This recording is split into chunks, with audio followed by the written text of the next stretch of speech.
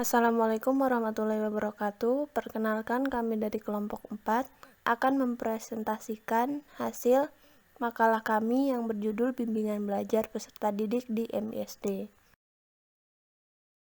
Perkenalkan anggota kelompok kami. Yang pertama ada Tri Maria Ulfa dengan NIM 2318140. Yang kedua ada Anis Marcella dengan NIM 2318151. Yang ketiga ada Nurdian Octavia Ningsi dengan NIM 2318152. Dan yang keempat ada Mufidah Arkana Dewi dengan NIM 2318153. Pengertian bimbingan belajar. Bimbingan dalam arti bimbingan di sekolah merupakan aspek program pendidikan yang berkenaan dengan bantuan terhadap para siswa agar dapat menyesuaikan diri dengan situasi yang dihadapinya dan untuk merencanakan masa depannya sesuai dengan minat, kemampuan, dan kebutuhan sosialnya. Sedangkan belajar dapat dipahami sebagai proses mengubah tingkah laku yang terjadi pada diri seseorang di bawah pengaruh usaha.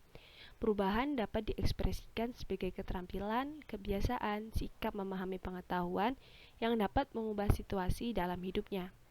Jadi, pengertian bimbingan belajar ialah bimbingan dalam hal menemukan cara belajar yang tepat, dalam memilih program studi yang sesuai, dan dalam mengatasi kesukaran-kesukaran yang timbul berkaitan dengan tuntutan-tuntutan belajar di suatu institusi pendidikan. Nah, untuk selanjutnya yaitu tujuan bimbingan belajar. Nah, bimbingan belajar itu merupakan proses bantuan yang diberikan kepada murid agar dapat mengatasi masalah-masalah yang dihadapinya dalam belajar. Sehingga setelah melalui proses perubahan belajar, mereka dapat mencapai hasil belajar yang optimal dengan kemampuan, bakat, dan minat yang dimilikinya. Nah, dari pengertian bimbingan belajar tadi, dapat disimpulkan bahwa tujuan dari bimbingan belajar yaitu membantu murid dalam mengenal, menumbuh, dan mengembangkan diri, sikap dan kebiasaan belajar yang baik untuk menguasai pengetahuan dan keterampilan serta dalam rangka menyiapkan kelanjutan pendidikan ke jenjang yang lebih tinggi.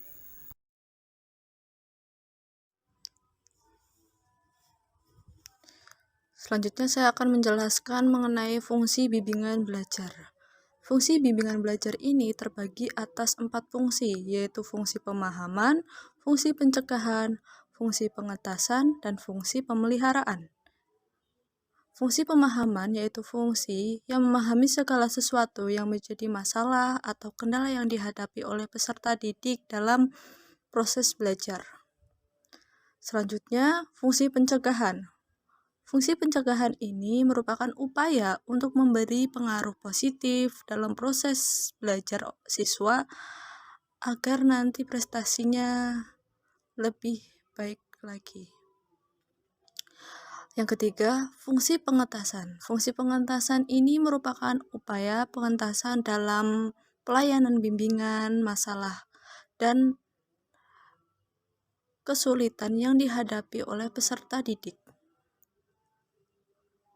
Yang terakhir, fungsi pemeliharaan, yaitu fungsi yang dimana melihara segala sesuatu yang baik sehingga dapat terpeliharanya proses belajar yang positif sehingga diharapkan prestasi akademik tetap stabil dan membaik.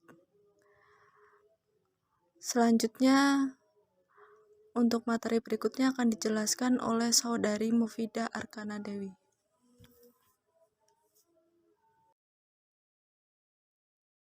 Pelaksanaan bimbingan di sekolah.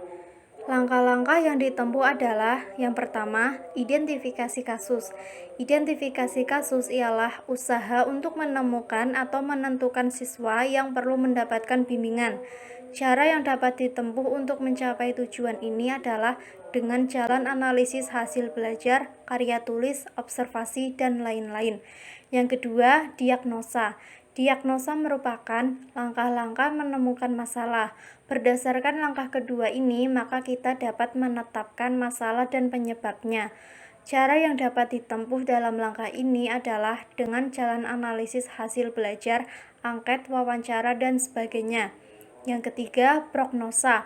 Prognosa merupakan usaha untuk menelaah atau mengkaji masalah yang dihadapi seorang siswa, termasuk kemungkinan-kemungkinan yang akan timbul jika masalah itu dibiarkan atau jika masalah itu dibantu, serta memperkirakan teknik atau jenis bantuan yang akan diberikan kepada siswa yang mengalami masalah tersebut.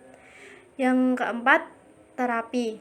Terapi merupakan usaha untuk melaksanakan bimbingan kepada siswa yang bermasalah sesuai dengan ketentuan yang telah dirumuskan pada langkah prognosa. Yang kelima, evaluasi dan follow up. Evaluasi adalah langkah untuk melihat dan meninjau kembali hasil bimbingan yang telah dilaksanakan.